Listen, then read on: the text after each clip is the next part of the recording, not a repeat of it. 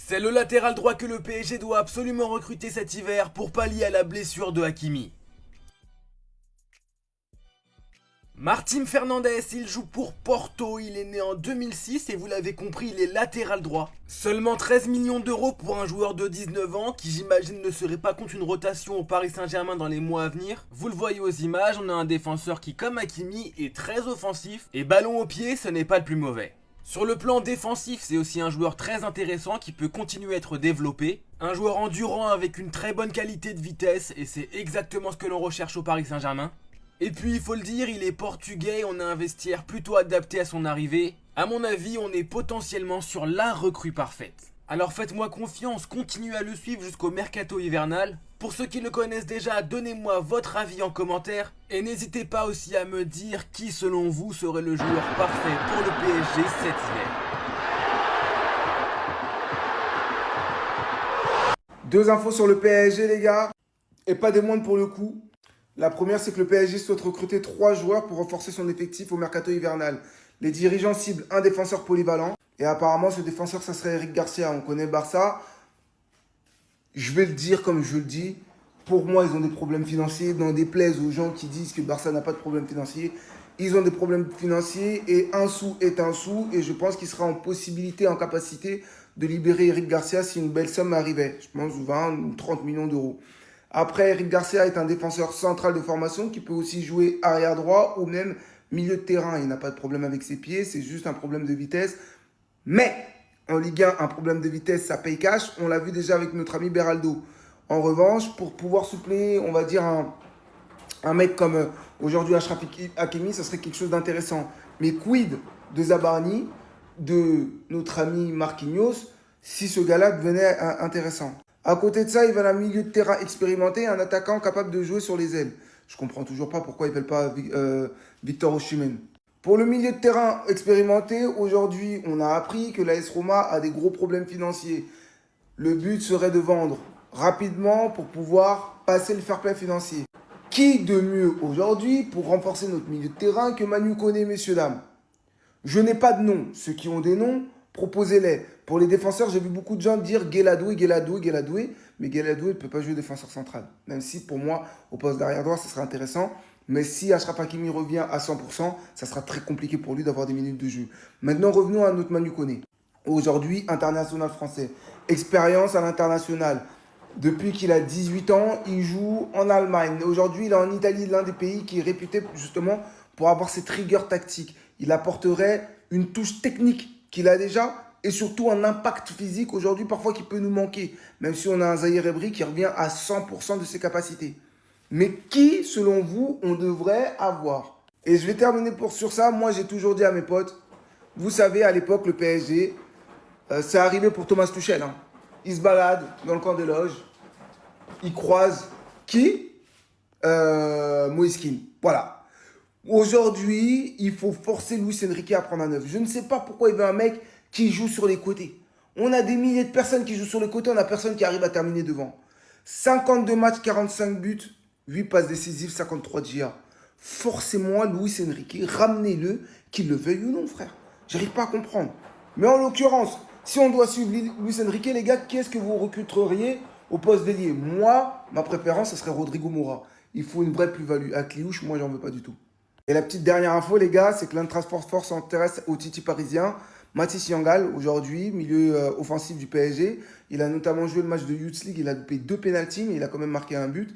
Des discussions concrètes ont eu lieu entre le club et les représentants du joueur. Parce que oui, aujourd'hui, le joueur est monté avec le groupe professionnel, s'entraîne avec le groupe professionnel. Mais Luis Enrique a fait un choix entre lui et Ndjantou. Et aujourd'hui, Ndjantou a une réelle longueur d'avance sur le joueur. Il a l'air un peu en dilettante quand il est sur le terrain. On a l'impression qu'il est un peu ailleurs. On l'a vu notamment sur sa première entrée et depuis il est plus rentré.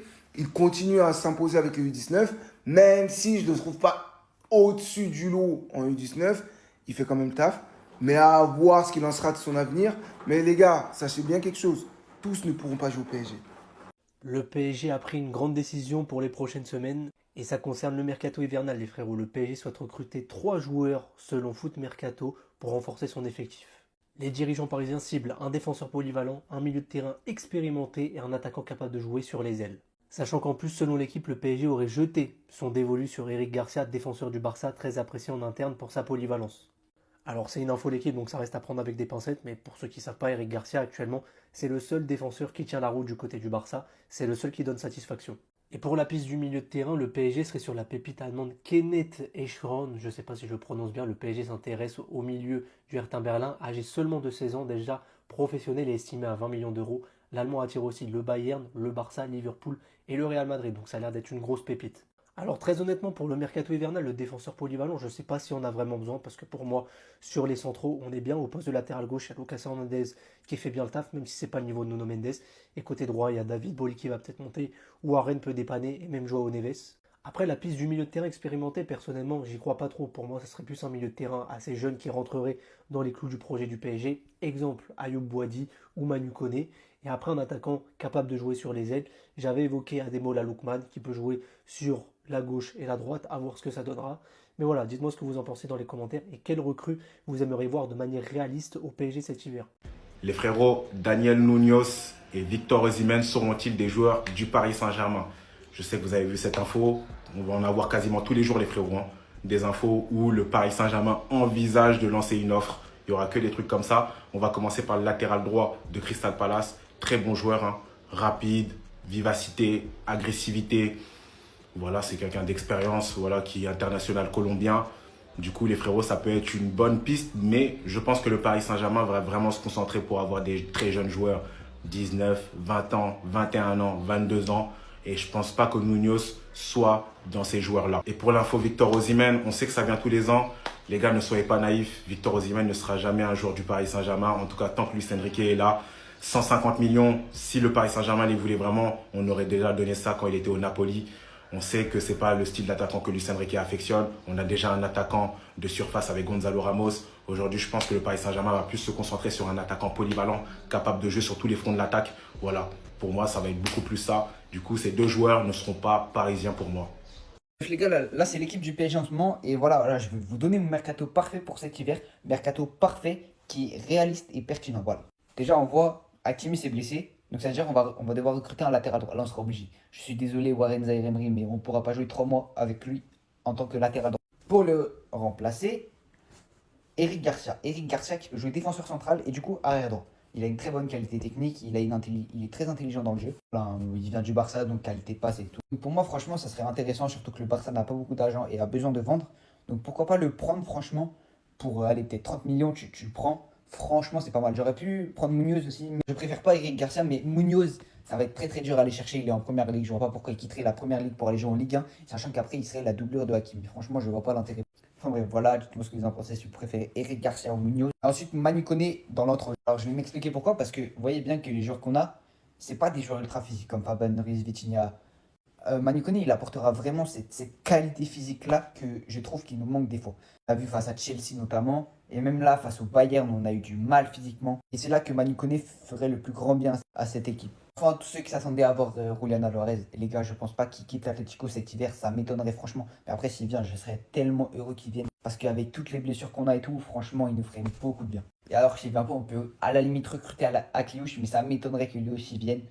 Enfin bref, dites-moi ce que vous en pensez en commentaire, et puis voilà. Mais là, il y a des joueurs qui vont devoir se réveiller. Mais en tout cas, aujourd'hui, tu comprends qu'il va falloir faire un mercato hivernal. Parce que je ne pensais pas au début de saison qu'on ferait tout le temps les matchs avec 4, 5, 6 blessés à chaque match. Mais là, tu vois que c'est toujours le cas. Il y a toujours des absents. Il y a toujours des absents. Donc, il va falloir recruter. Tu n'as pas le choix. Le mercato aujourd'hui, au mois d'été, pendant l'été, ça a été peut-être raté. Il va falloir rectifier au mois de janvier et faire un mercato hivernal, récupérer des joueurs. Parce que oui, même si comptablement, tu es leader du championnat, t'as quand même déjà joué Lyon, t'as joué Marseille, t'as joué Lille, t'as joué Lens, t'as joué Strasbourg, t'as joué beaucoup de grosses équipes et malgré ça t'es leader. Mais pour moi ce n'est pas assez et le problème qui se pose ce n'est pas les résultats encore une fois. Parce que ça j'ai l'impression de revenir à l'époque de Galtier quand je disais déjà oui il y a des problèmes les gars, le PSG ça va pas mais qu'on gagnait les matchs et qu'on me disait mais on a gagné, arrête de te plaindre. Moi je ne me cache pas derrière les résultats et je me cacherai jamais derrière des résultats. Si on joue bien je vais le dire, si on joue mal je vais le dire. Et aujourd'hui on n'a pas bien joué. La vérité, elle est là, c'est qu'on n'a pas bien joué. Merci Enrique, merci Campos. Enfin, mercato d'hiver actif. 3 recrues, un défenseur polyvalent, un milieu de terrain expérimenté, un attaquant capable de jouer ailier. Et selon l'équipe, pour le défenseur, on est chaud patate sur Eric Garcia. Ça tombe bien, il est polyvalent, il a joué à 3 postes l'année dernière de façon assez régulière en plus.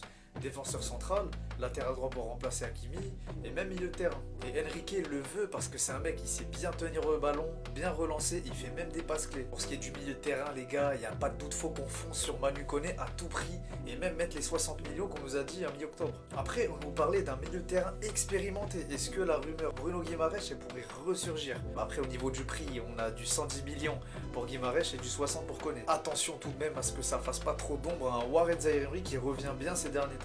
Pour le poste d'attaquant qui peut jouer ailier, je suis mesuré parce que je pense qu'on a déjà assez de matériel, les gars. Vara, Barcola, Doué. Et on a aussi Mbaye à développer, les gars. Ça fait 4. Faut qu'il y ait assez de temps de jeu pour tout le monde. Dites-moi ce que vous en pensez, les gars. Et si vous avez d'autres pistes en tête, etc. Si ce genre de contenu, etc. c'est ton délire avec tes fans de Paris, abonne-toi. Merci, enfin, tonton Luis. Je vois bien que ton effectif est crevé, il est pété là à l'heure actuelle. Ils sont à bout de souffle, nos joueurs. Le PSG prépare donc activement son mercato d'hiver avec pour objectif de renforcer donc les Parisiens défenseurs polyvalents, normal, hein. Sous Lucho, t'es obligé, hein. Même un attaquant, il peut se transformer en défenseur, bon bref. Un milieu de terrain expérimenté et un ailier, normal, hein. Barcola, Enco, ils sont à bout de souffle totalement. Moi, perso, j'ai quelques petites idées, mais c'est personnellement. Dites-moi ce que vous en pensez, mais ça peut être pas mal en termes de marché et tout. Après, le tarot, c'est encore autre chose. Moi, je sais pas, j'ai un kiff sur ce joueur. Pour moi, il est sous-coté de ouf, mais apparemment, Chelsea, bon, toujours, hein, de toute façon, on sait que Strasbourg, ça appartient à moitié à Chelsea, c'est même à Chelsea quasi. Diego Moreira, regardez tout le flanc gauche. Le mec, c'est un Nuno Mendes bis. Même pour nos latéraux, ou même il peut jouer ailier. Tout le flanc gauche, regardez, même à droite de temps en temps, il peut jouer. Pour moi, lui, tellement sous-coté, mais tellement rentable, la polyvalence avant tout. Regarde, il peut être défenseur gauche, milieu de terrain gauche, ailier gauche, renta à fond. Tu le mets même numéro 9, comme Nuno, renta à mort. Et après ça, je pense pas qu'on puisse le changer, hein. Eric Garcia, ça c'est pas moi personnellement, mais bon, le PSG va sûrement essayer le coup sur Eric Garcia, le défenseur central donc du FC Barça. Moi, je suis pas totalement fan, mais bon, affaire à suivre. C'est vrai qu'il est polyvalent, il a dépanné en termes de milieu, un peu sur les latéraux, en défenseur central, bon bref. Pour moi, le numéro 9 que veut, je pense, hein, hyper polyvalent, voilà, il peut jouer sur l'aile, il peut jouer en 9 points. De toute façon, on l'a vu, hein, lui, il a déjà fini le game depuis un moment. Hein. Alvarez, en plus, voilà, il est pas trop voilà, avec l'Atlético, c'est pas trop ça. Donc, pourquoi pas chez nous? Alvarez, moi je vote oui. Franchement, bon joueur. On était dessus, Mercato, je crois, il y a 2 ans, pas l'année dernière, ou peut-être un peu l'année dernière aussi, mais il y a 2 ans déjà, on commençait déjà à parler de lui. Donc, en numéro 9, lui, j'aimerais bien, en attaquant, même sur en termes d'ailier. Donc en défenseur, pour moi, Moreira, même sur en termes d'ailier. Et aussi, pour moi, donc il cherche aussi un milieu polyvalent et d'expérience pour moi, même si par rapport à l'âge, il paraît assez jeune. Manu Koné, ouais, 24 ans, 25 ans. Bon, ça reste quand même voilà, un profil milieu costaud, on l'a bien vu, hein, même avec l'équipe de France, n'importe où. L'AS Roma en plus, moi je trouve, bon, ils ont fait un bon coup, hein, mais pour moi, ils méritent pas d'être à l'AS Roma, même si c'était un club historiquement parlant magnifique. Mais là, à l'heure actuelle, c'est plus trop ça. Mais pour moi, voilà, j'adore. Manu Koné, c'est quelque chose physiquement. Luis Enrique adore son profil. Il a tout, quoi, pour cartonner dans ce milieu avec Vitinha, Joao, Ruiz et Enco. Donc dites-moi ce que vous pensez en commentaire. Mais je pense que Koné, Morea, même ça peut pas se faire avec Garcia. Bon, après, ça, je sais pas en défense centrale, mais ça peut le faire. Ah bah voilà! Ah bah voilà! Parce que moi, je m'inquiétais un petit peu, mais voilà, c'est Luis Enrique, on fait confiance. Mais là-bas, c'est chaud. C'est très chaud. Déjà que nos 4 sont blessés, et pendant un certain temps, là, c'est chaud, il faut renforcer l'effectif. Le PSG prépare un mercato d'hiver stratégique. Le PSG va renforcer son effectif cet hiver avec un défenseur polyvalent, un milieu expérimenté et un ailier. Voilà, Lucho, il a compris que l'effectif qu'il y a là est très limité, surtout avec les blessures, les absents et tout. Donc, il a compris qu'il faut recruter. Et franchement, je ne sais pas quel joueur faudra avoir en tête pour recruter. Mais avoir Warren Zaïre-Emery en latéral droit ou Mayulu, ça peut le faire. Mais dans les matchs en Ligue des Champions, ça risque d'être compliqué. Après, à gauche, à la place de Nuno Mendes, Lucas Hernandez, pour moi, il tient la route. Ces derniers temps, il fait des bons matchs, il tient la route. Donc, ça pourrait le faire. Mais après, genre pour remplacer Dembélé, Gonzalo Ramos, Sachant que en tant que titulaire, ça va pas trop. Et que quand il rentre en tant que remplaçant, bah c'est le meilleur neuf du monde, bah voilà quoi. Mais ce serait pas mal de recruter. En vue des blessés qu'on a, que ce soit Doué, Nuno Mendes, Achraf Hakimi et Dembélé, il faut remplacer. Il faut avoir un effectif un peu plus conséquent. Et si le PSG allait chercher ce joueur pour le mercato hivernal? Parce qu'honnêtement, je pense que ça peut se faire. Alors pour l'instant, il n'y a pas de rumeur ou quoi que ce soit, mais ça pourrait être intéressant. Et je parle de Saïbari les frérots, le milieu offensif marocain qui joue au PSV, qui réalise une saison exceptionnelle. Actuellement, il est en pétard avec le PSV. Déjà la saison dernière, 15 buts, 14 passes D. Et sur ce début de saison, 10 buts et 1 passe D en 16 matchs. Donc on voit un petit peu ses données data la saison dernière, mais c'est à peu près la même chose cette année. Donc il était à 15 buts, 14 passes D. On voit au niveau des postes, il est archi polyvalent. Il peut jouer 10, il peut jouer 8, il peut jouer sur les ailes.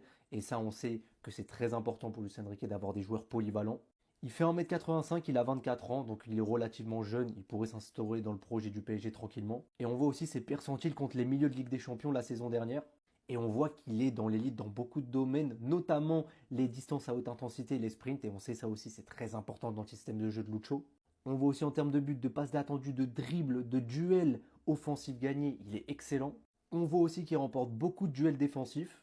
En précision de passe, par contre, c'est pas ouf, mais parce que c'est un joueur qui prend pas mal de risques quand même dans son jeu. Et franchement, les frérots, ça pourrait être intéressant pour lui, parce qu'il monte en puissance du côté du PSV depuis 2 ans maintenant.